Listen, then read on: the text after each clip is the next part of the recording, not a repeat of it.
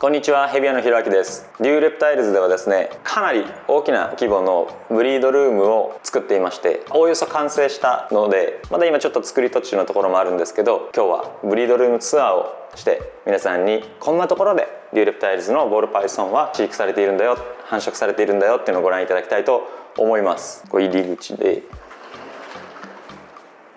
うちではですね、靴を履き替えて少しでも清潔に衛生的に飼育をしようとしています。うちのロゴですね。素敵でしょう。この前で撮影をしたりとかするように作ってもらいました。ここはトイレで、ここは事務室なんですけど、今ミーティング中なのでそっとしていきましょう。奥からご紹介すると、ここはこんな感じですね。ラットのファームがあるんですけど、ラットのファームから連れてきた餌用の子たちをここで一時保管したりしています。一番排気がしっかりしてるので、ラットって結構匂いするんですけど、ここに入れておけば匂いは外に出てこないって感じですね。はい。で、ここはインキュベータールームですね。うちはインキュベーターも販売はしてるんですが、ちょっとそれじゃ追っつかないだろうということで、もう部屋を丸々インキュベーターにしました。独自の温度管理と断熱性もかなり高めてあります、他の部屋より。で、天井にも分厚く断熱材を引いていて、温度湿度のアップダウンというか変化が極力ないようにしています。で、こっちは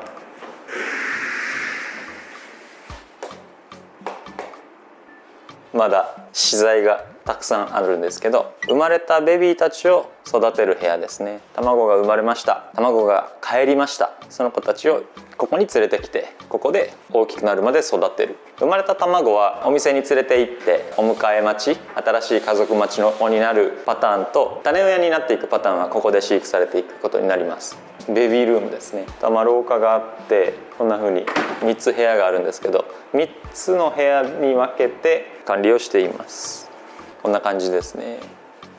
今一時的にあっちが整ってないので、一時的にこういう風にベビーもここにいたりしますが、全部うちで生まれた子たちです。こんな綺麗なオレンジドリームファイヤーデザートゴーストですね。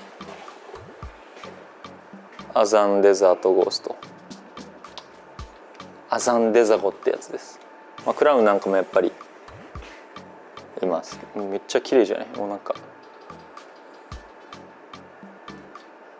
オレンジドリームファイヤーブレードクラウンと。で、少し育ってくると、こういう中くらいのタブに移動したりとか、フルアダルトになると大きいこっちの方に移動したりとかしますね。これアダルト、これもアダルト。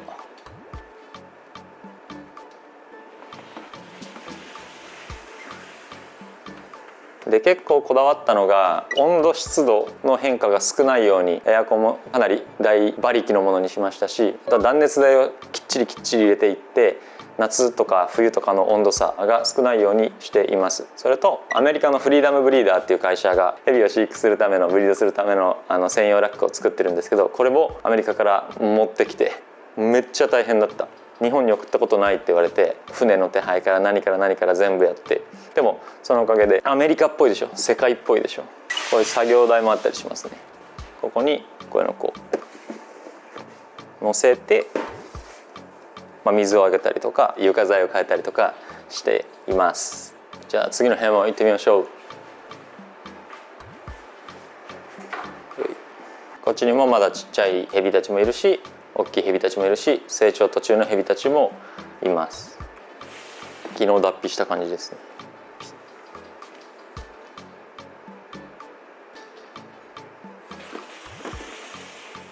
この子が今年成長してお父さんになってくれたらなって願っています。ブラックパステルスポットノーズサイプレスエンチポッシブルイエローベリーヘテロクラウン。呪文みたいでしょ。めっさオレンジ。この子はクラウンじゃないのでヘテロクラウンなので、クラウンになったらどう化けるかなっていうのが楽しみにしています。あとはウーキーモハベクラウンとか、スーパーオレンジドリームイエローベリーレオパードダブルヘテロクラウンパイ。めっちゃオレンジ。一方こっちはスーパーブラックヘッドですね。スーパーブラックヘッドイエローベリーダブルヘテロクラウンパイと、綺麗な黒をしているでしょう。白ヘビとかもいますね。でかい白ヘビでしょ、白ヘビでしょ。ちょっと黄色いですけど、一応白ヘビとアイボリーってやつですね。エッジアイボリー。この子はまだもうちょっと大きくならないとお母さんにはなれない。でかいパステルクラウン。交尾してるかな、まだしてないかな。これはストレンジャークラウンっていうオスとデザートゴーストですね。だからストレンジャーデザゴクラウン狙い。なんかこのステータスシートも自分たちで作ってて、モルフっていう遺伝子の種類も書いてあるし、何年生まれとか、あとはいつ餌食べたよとか、いつ交尾したよみたいなのを書いています。赤がメスで青がオスですね。マグネットでつくようになってます。この子はレッドストライプクラウンっていう通称マグマって言われるやつですね。ブラックヘッドレオパードクラウンと。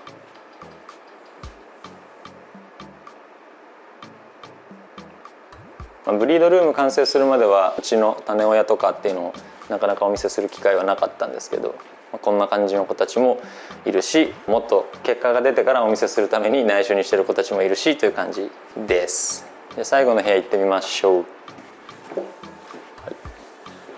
こんな感じでアザンティックスーパーパステルスパイダーキラービーアザンってやつですね。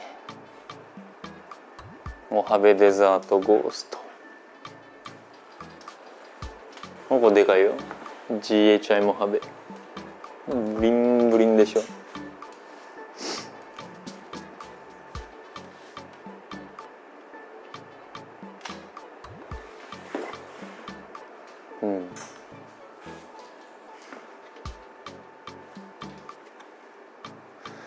だいたい500匹600匹ぐらいの、もうちょいいるかの種親がいて、たくさんのボールパイソンが生まれたらいいなと願っています。スポットノーズレッサーエンチクラウン。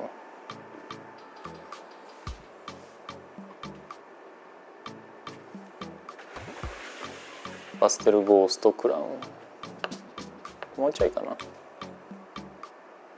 交尾できるようになるのは。こっちもパステルゴーストクラウンです。ちっちゃ丸まってる。部屋を3つに分けているのは、ボールパイソンって季節で繁殖期があったりするんですね。乾季と雨季の変わり目に繁殖活動を始める生き物なんですけど、本来アフリカではそれを疑似的に再現するために3つに分けて、こっちは春、こっちは夏、こっちは秋とかやっています。ほっとくともう毎年同じ時期同じ月に全部が一気に卵ボーって産み始めちゃうので、それをこう1年を通して慣らしていくために、卵が生まれる時期を分散させていくためにこういう管理にしたりしています。あとはなんか事故があった時に、あってほしくないですけど、もしあった時に部屋が分かれていればダメージの軽減にもなるので、そういうリスクコントロールの意味からも分けたりしています。こんな感じでデューレプタイルズではお店とは別にブリードルームを作って、ブリードに専念する場所で落ち着いて育てて子ヘビたちを産んでもらう準備をしています。ここで生まれた子たちがまたお店に並んだりとか、皆さんの目に触れることもあると思いますので、今年はどんな子生まれるかなっていうのを楽しみにしていただけたら嬉しいです。今日は驚くとボールのように丸々習性を持つボールパイソンというヘビの専門店デューレプタイルズのブリードルームツアーをしました。